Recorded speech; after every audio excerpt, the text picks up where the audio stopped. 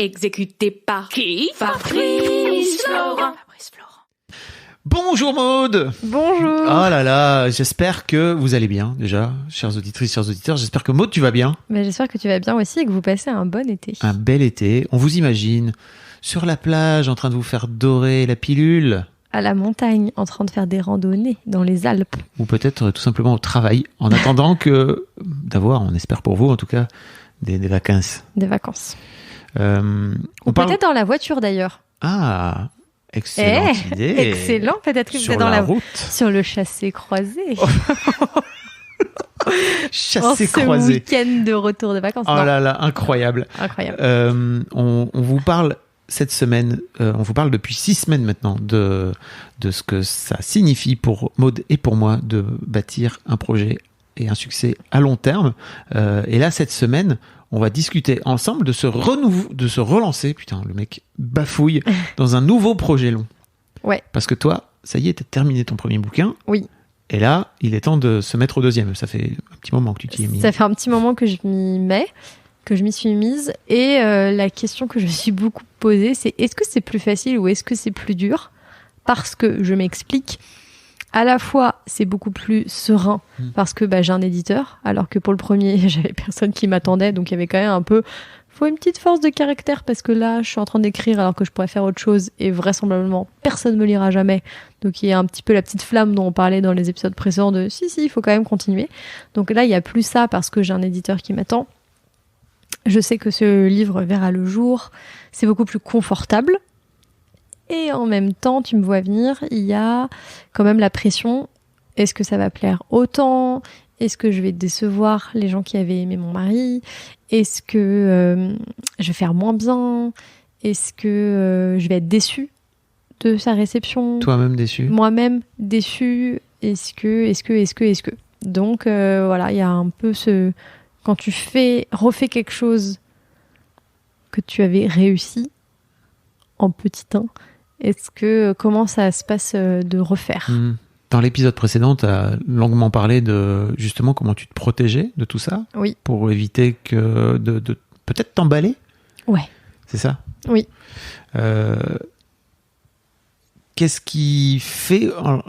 Pour moi, ce qui est intéressant aussi, c'est que tu viens de t'octroyer, tu le disais dans l'épisode précédent, 6 mois pour pouvoir écrire. Donc déjà, rien que ça, c'est un changement énorme par rapport à ta vie d'avant. C'est incroyable. Oui, forcément, mon quotidien a changé du tout au tout, j'ai envie de vous dire, parce que j'ai du temps pour écrire. Le lundi, le mardi, le mercredi, le jeudi, le vendredi. Et parfois le samedi et le dimanche ou... Non, justement. Okay. J'essaie de sanctuariser mes week-ends et mes soirées pour justement avoir une vie plus équilibrée où je travaille en semaine et le week-end je vois mes proches. Et t'es pas du style à te lever à travailler la nuit et tu vois parce que l'inspiration te vient à ce moment-là? Justement, j'essaie de faire en sorte que non, parce que déjà que j'ai plus d'horaire de bureau classique, ça me faisait un petit peu peur. J'avais peur rapidement de plus avoir d'heures de repas, puis de vivre la nuit et puis d'être totalement décalée. Et j'avais besoin pour ma santé mentale d'essayer de garder un rythme un peu sain avec un emploi du temps. Okay. Donc non, j'essaie tant bien que mal de rester dans les clous. Mais il y a quand même ce truc effectivement grisant de si un soir j'ai envie de travailler tard parce que j'avance bien, et je travaille très tard et demain je me lèverai à 11h. Et ça c'est incroyable. Incroyable. En quoi c'est incroyable ? Parce que je fais ce que j'aime.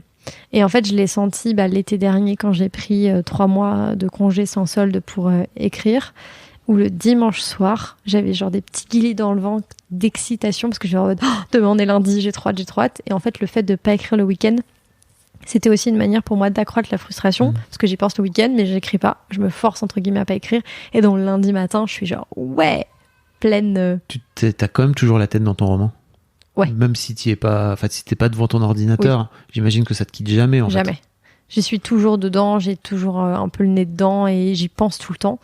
Mais le fait d'avoir des moments où j'écris pas, ou en tout cas mon ordinateur n'est pas ouvert et je suis pas en train d'écrire sur mon ordinateur, c'est voilà, ça fait partie du processus et je me dis je le retrouverai encore mieux plus tard parce qu'il m'aura manqué. Mais voilà, quand je dis que c'est incroyable, c'est génial d'avoir des heures entières à y consacrer et de pouvoir travailler dans des conditions qui sont bonnes, c'est-à-dire après avoir une vraie nuit de sommeil, après avoir mangé un vrai repas et pas j'écris tu vois, 2 heures un peu le soir en rentrant du travail parce que j'ai envie d'avancer, mais j'ai eu toute une journée devant moi, je suis crevée, j'ai pas mangé, et c'est genre soit le repas, soit l'écriture.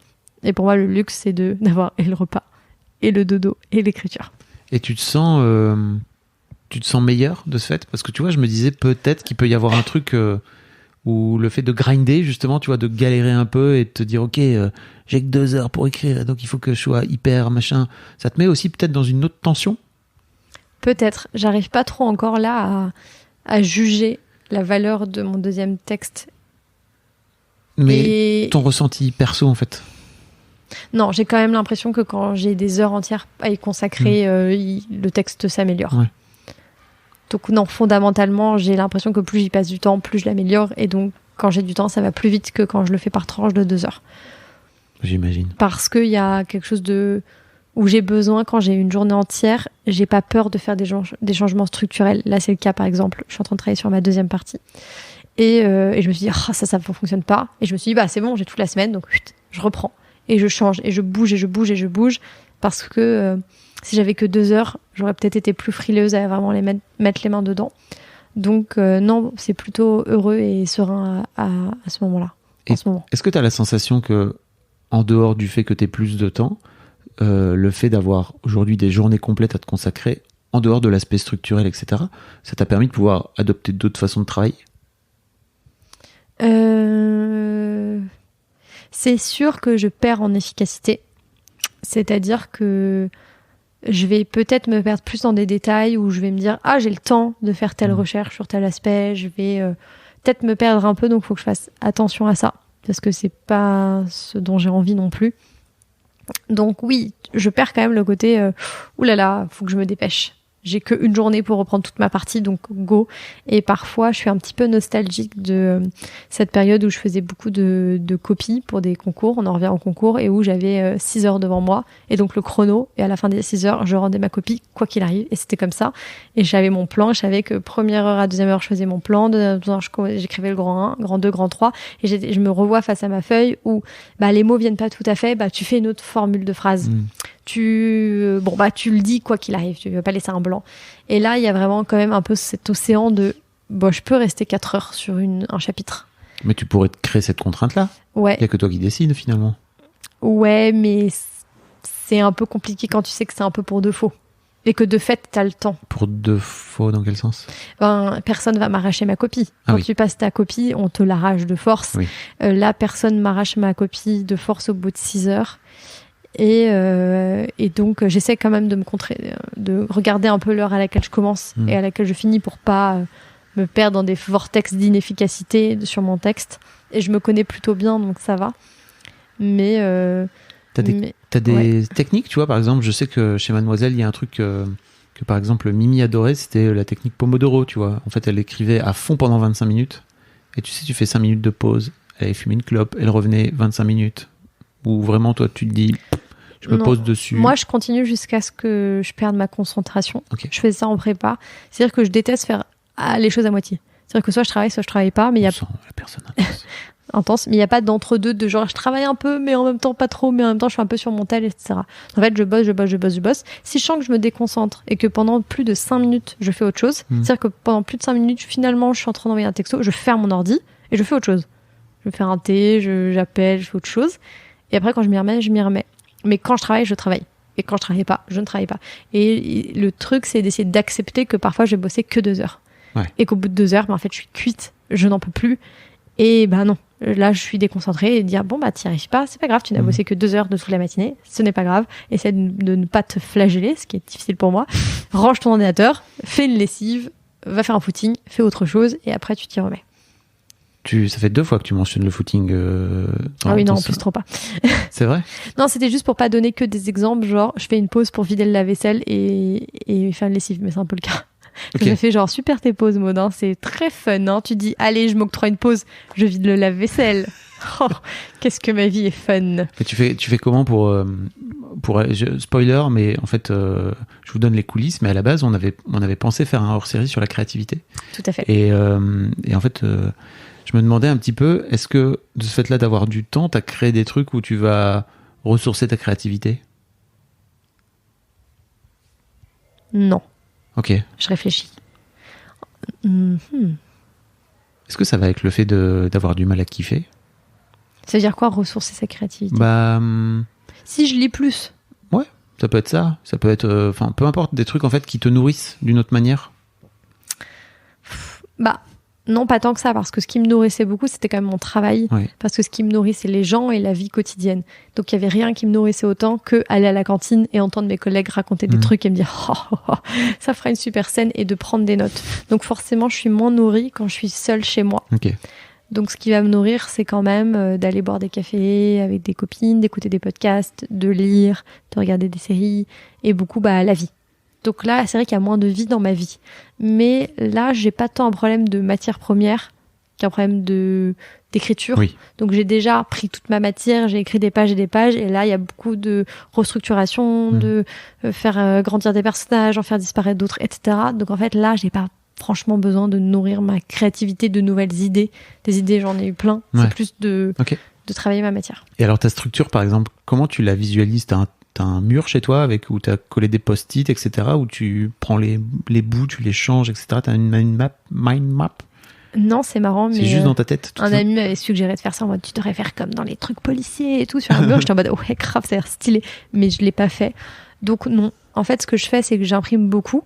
Donc j'ai différentes parties dans mon texte et je les imprime. En fait, je me force à finir des versions. C'est-à-dire de faire la V 7, 8, 9, 10 et de me dire elle est terminée. Et de pas laisser des trucs en chantier, même si c'est inabouti, même si je sens que ça va pas, je me dis ok, je la finis, hop, elle est terminée, je l'imprime et après je passe à une autre partie pour penser à autre chose et pour m'aérer. Et après, le temps que je reprenne la première partie, c'est déjà passé 3 mois en fait, le temps de bosser sur les autres. Et là, je relis, je suis en mode ça ne va pas du tout. Je modifie et hop, je reprends. Donc c'est un peu, je jongle d'une partie à l'autre pour essayer de me recréer un regard un peu frais. Donc je suis pas du genre à écrire chapitre 1, chapitre 2, chapitre 3 et après de finir tout bien mes chapitres et d'avancer. C'est plutôt tout est un peu encore work in progress au fur et à mesure. Ok, trop bien. Hein.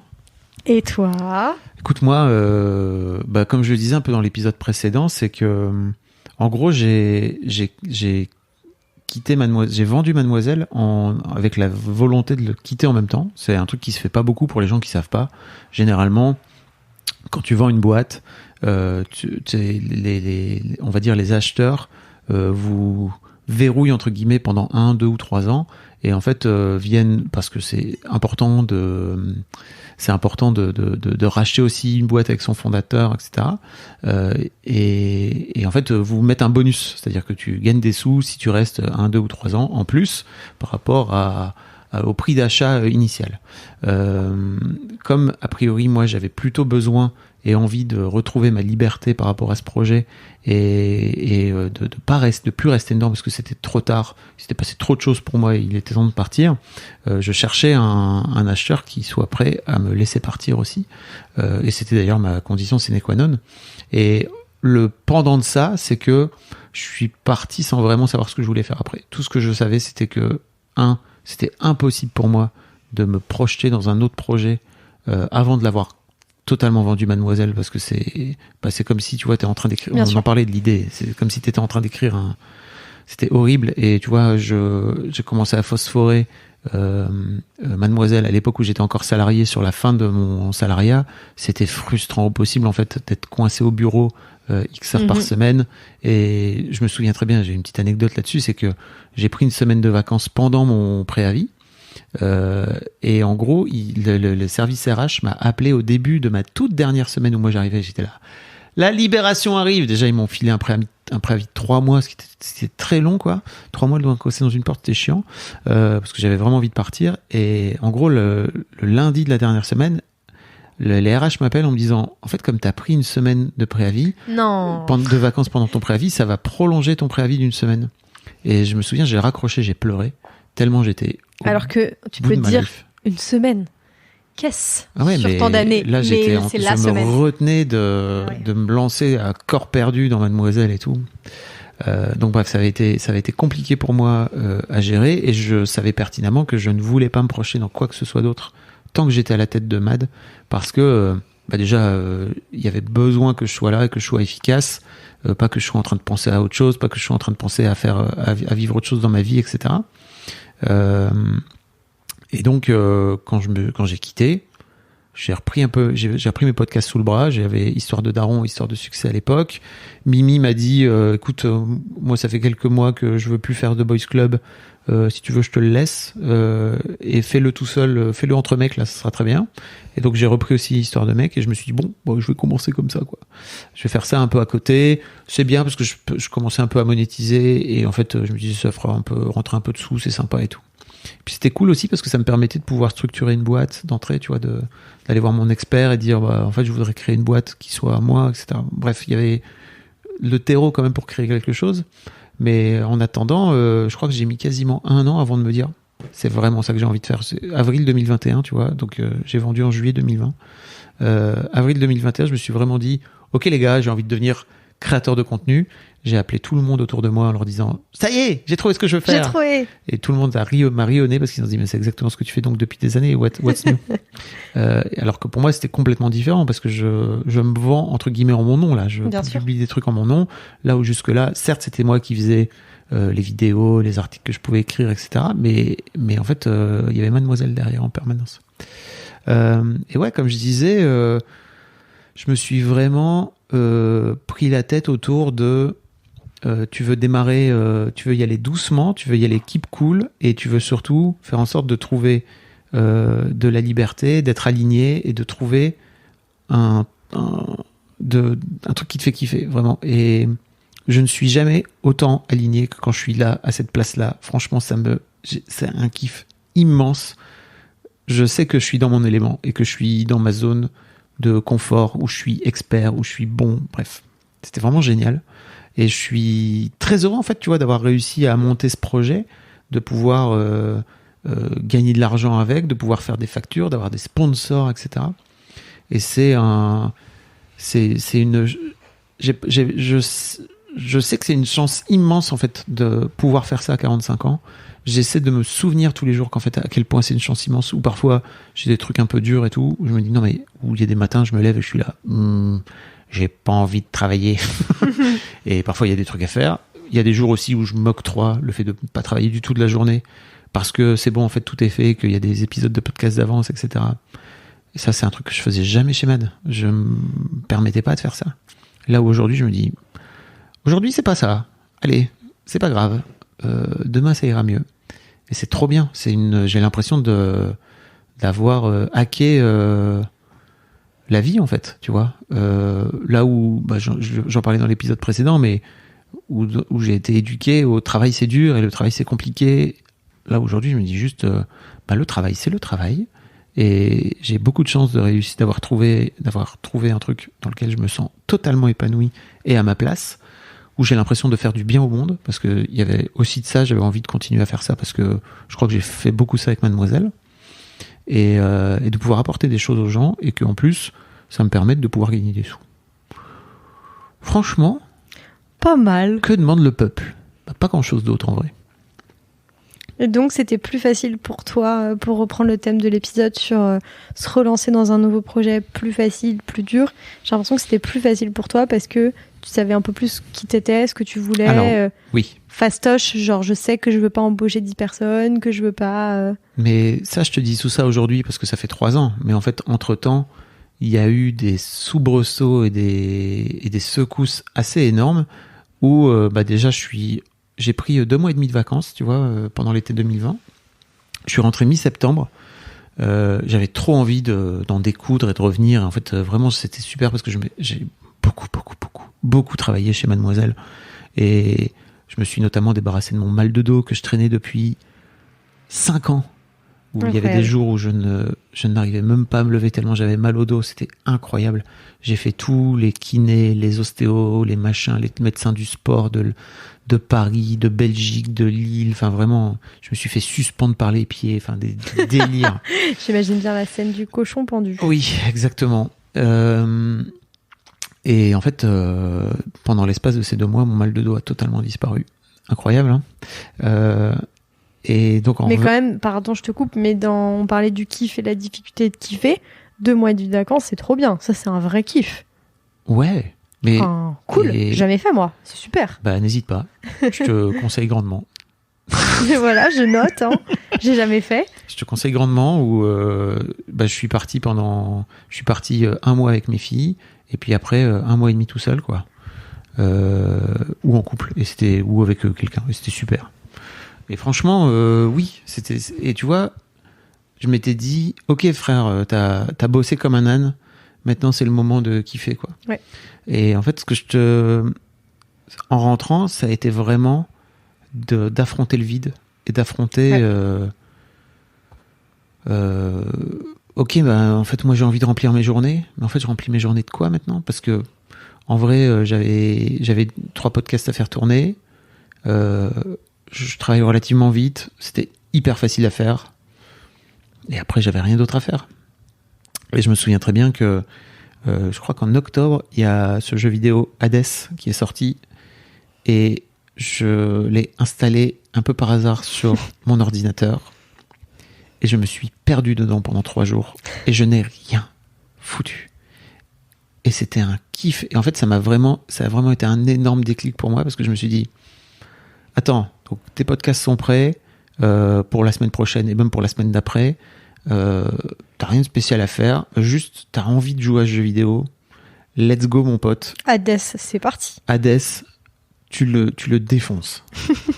Et pendant 3 jours, mais vraiment tu vois, limite à la douche, c'était compliqué, quoi. Tu vois, vraiment j'étais dans Ça me donne envie de jouer à ce jeu. Ce jeu est incroyable. Faut faire quoi dans Hades ? C'est ce qu'on appelle un roguelite, n'est-ce pas ? Où en gros, c'est extrêmement ma came puisque tu reviens toujours à zéro. Et en fait, tu continues à progresser dans le jeu qui est plus ou moins à chaque fois le même parcours, avec plein de différences parce que tu prends des armes différentes à chaque fois qui te rendent l'expérience différente. Et en fait, plus tu progresses, plus tu gagnes des armes, plus tu gagnes de l'expérience, plus tu gagnes machin, plus le jeu devient difficile, plus t'es récompensé fort parce qu'en fait tu gagnes. Bref, c'est ma cam 20 000, quoi, vraiment. La métaphore de toute notre discussion. Oui, exactement. Si j'étais romancière, je me dirais, oh là là, cette scène avec mon personnage qui joue à Hades, oui. Ce qui est une vraie métaphore de tout son parcours. Je te l'offre, c'est cadeau. C'est gentil. Mais oui, il y a vraiment un vrai truc derrière. Et ce jeu m'a vraiment aidé à dégoupiller un truc où je me suis dit, mais mon gars, t'es pas obligé de remplir tes journées pour faire semblant, en fait. T'es dans une phase de ta vie où t'as bossé comme un taré pendant 15 ans, tu t'es donné corps et âme à ce projet. En fait, t'as du temps, t'as le droit de prendre du temps pour toi. Et ça, mais ça a été tellement compliqué de switcher dans ma tête, vraiment. Ça te parle ? De fou, j'ai envie de te dire. J'en parle souvent avec une amie qui s'appelle Léa. Et toutes les deux, on a fait une prépa et on a vu à quel point ces années ont un peu structuré notre cerveau et nous ont aussi un peu fucked up. Parce qu'on en parle souvent toutes les deux. On date un peu de cette période, le moment où on a développé un rapport au travail un peu malsain, de moi incapable de kiffer. Je suis incapable de prendre des vacances, c'est un vrai problème. Incapable de... Quand je ne travaille pas, je culpabilise. J'ai besoin de rentabiliser, d'être productive, que chaque moment soit un moment productif. Et donc l'idée de, tu vois, une semaine de vacances, c'est dur pour moi de partir en vacances. Hein. C'est vraiment dur. Hein. Et l'idée de kiffer sur un jeu vidéo pendant 3 jours, je suis genre, waouh, il est trop rebelle, oh là là. Enfin, je comprends ton vertige. C'est pas du tout naturel chez moi. Mais tu sais, il y a un truc qui est structurant aussi dans tout ça dont je n'avais pas parlé, c'est que, en gros, mon ami dont j'ai parlé dans les épisodes précédents, qui était aussi mon associé, etc., il est mort d'une crise cardiaque en l'espace de 10 minutes en février 2019, ce qui m'amène à vendre ma boîte, ce qui m'amène à me séparer de ma femme. Alors pas que ça, mais en tout cas, ça m'amène vraiment à venir me dire, ok, c'est quoi la vie que je veux ? Et elle aussi, d'ailleurs, s'est demandé parce qu'elle le connaissait très bien. Ok, c'est quoi la vie que je veux ? Et de te dire qu'en fait, la vie peut s'arrêter aussi brutalement sur l'espace d'un déjeuner. Tu sais, j'ai toujours ce truc où vraiment, je n'ai pas terminé cette conversation téléphonique avec lui. En fait, on était en train de parler ensemble au téléphone. Je lui ai dit, écoute, je suis désolé mon vieux, mais j'ai un déj là, je te rappelle juste après. Eh bien, cette conversation ne sera jamais terminée, quoi. Et tu vois, de te rendre compte, c'est à la fois été super dur pour moi, mais c'est un cadeau immense qui m'a fait je sais pas, sans le savoir ou pas, je n'en sais rien, de me rendre compte que, ok, en fait, la vie, elle est vraiment éphémère et qu'elle peut s'arrêter comme ça. Et en fait, moi, j'ai vraiment ce truc de demain on meurt, quoi. Demain, tu peux mourir. Bien sûr. Et sans pour autant que ce soit une angoisse, tu vois, de mort. Au contraire, c'est plutôt comment tu fais pour avoir la vie la plus belle possible, en fait, pendant ce temps-là.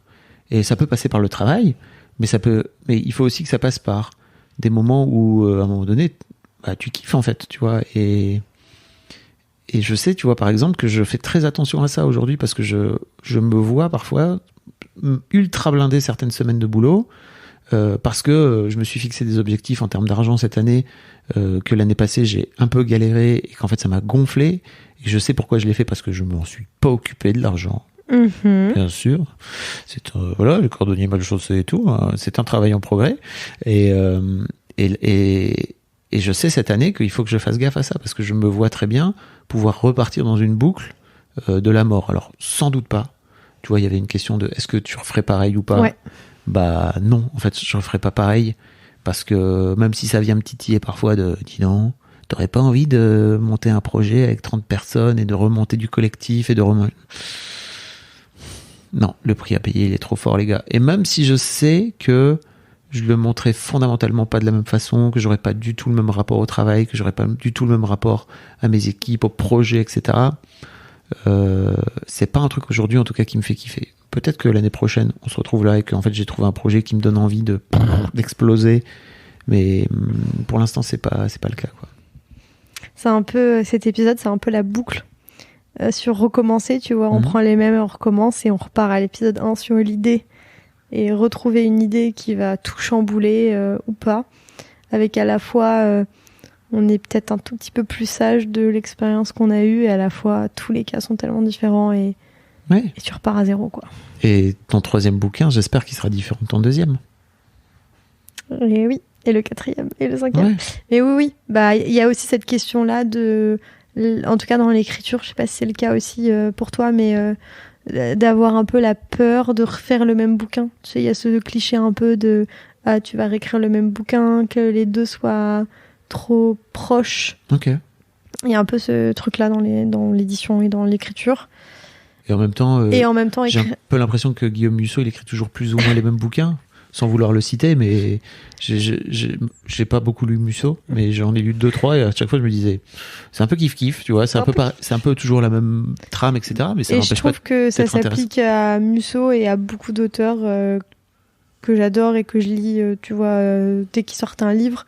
En fait, on a un peu toujours les mêmes obsessions et toujours les mêmes thématiques, et on tourne autour, et c'est très chouette. Mais tu tournes autour, donc c'est pas le même bouquin. Mais c'est pas le même bouquin. C'est un pas mais de côté. il y a un peu ce truc dans l'édition, hein. Et peut-être il y a un peu ce cliché aussi de est-ce que t'as qu'un seul bouquin en toi.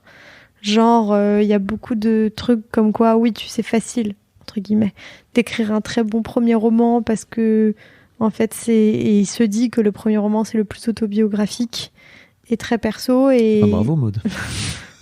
En plus, pas du tout. Mais, parce que pour le coup, c'est vraiment une fiction et je suis pas à l'aise dans l'autobio, mais en gros, il se dit un peu, est-ce que t'as un 2e livre en toi? C'est un peu, tu vois, ce qui se dit dans le milieu de l'édition. Et donc, je trouve que c'est, voilà, des questionnements à... Je vous mettrai un lien vers une interview d'Olivier Bourdeau que j'ai faite, qui est diffusée ce matin à l'heure où on enregistre cet épisode, dans Histoire de Daron, où on parle justement de son rapport à son père violent. Et en gros, lui, il a écrit 3 bouquins de fiction. Alors, avec le recul, il se rend compte que c'est peut-être pas tant de la fiction que ça, tu vois. C'est intéressant parce que ces bouquins, ils ont maintenant plusieurs années. Et là, il se rend compte, en fait, qu'il a envie d'écrire sur son père, notamment, et sur sa vie, et sur son père violent. Et il a un peu à la fois cette culpabilité. Je trouve ça trop intéressant, tu vois. Il a à la fois un peu cette culpabilité de se dire, en même temps, c'est pas mon histoire. Et d'un autre côté, bien sûr que si. Et d'un autre côté, c'est un peu facile. Et en même temps, le gars, il m'a quand même donné des billes de scènes de vie incroyables, que si j'étais scénariste dans une série Netflix, je me dirais, mais... je n'oserais pas imaginer ça. Tu vas un peu loin, quoi, tu vois. Et vraiment, c'est le cas. Et je trouve que, tu vois, lui, aujourd'hui, il a 43 ans. j'imagine que s'il écrit là-dessus, ce sera complètement différent de ce qu'il a pu faire auparavant. Il va devenir papa, peut-être même qu'il l'est là à l'heure où on écrit. On est en train d'enregistrer, pardon. Et il y a plein de choses qui se passent dans la vie. Ouais, tout à fait. Et toi aussi, dans ta vie de femme, il y aura plein de choses qui vont se passer. Tout à fait. Qui vont t'amener à vivre d'autres choses et à forcément ça va avoir un impact sur ton travail. Est-ce qu'on a tiré des leçons? Ouais, moi je renomme bien mes documents Word. Ok. Ah ouais. Ah ouais, de ouf. T'as fait ça? Ah bah en fait le premier, donc mes chapitres, dans mon premier livre, ça s'appelle lundi, mardi, mercredi, etc. Parce que chaque chapitre est un jour de la semaine. Et autant te dire que j'avais lundi, V37, V1, V lundi, bis, OK, 2. Et donc je recommençais à modifier le mardi et en fait je me rendais compte que c'était pas la dernière version en date, c'était un bazar. Et ça je me suis dit non mais plus jamais. Donc là, je renomme mes documents avec la date. Enfin, j'ai un système qui fonctionne pour moi et qui est moins le bazar. Donc oui, tu vois, on tire des leçons. Et même en termes de un peu manière d'écrire, j'ai toujours un document brouillon à gauche parce que je travaille sur Mac. Donc je fais un petit mouvement de main pour faire passer d'un écran à l'autre avec une feuille de brouillon et le texte sur lequel je suis en train d'écrire pour... si j'ai des choses à modifier ou à supprimer, hop, je le mets... Parce qu'avant, j'étais en mode, est-ce que je supprime? Bah oui, je supprime, mais en même temps, j'aime bien. Donc là, hop, si j'ai un doute, de toute manière, je le supprime, mais il n'est pas perdu pour toujours. Dans 99,9% des cas, je le remettrai jamais de toute manière, donc c'est purement psychologique. Mais si, à un moment, je me dis, j'ai quand même supprimé ce paragraphe, il était pas mal, je fais pomme F, et je le retrouve, et je le remets. Donc il n'y a pas de drama. Mais bref, donc il y a quand même des petites techniques qui font que je suis plus alerte avec l'outil informatique, j'ai envie de vous dire.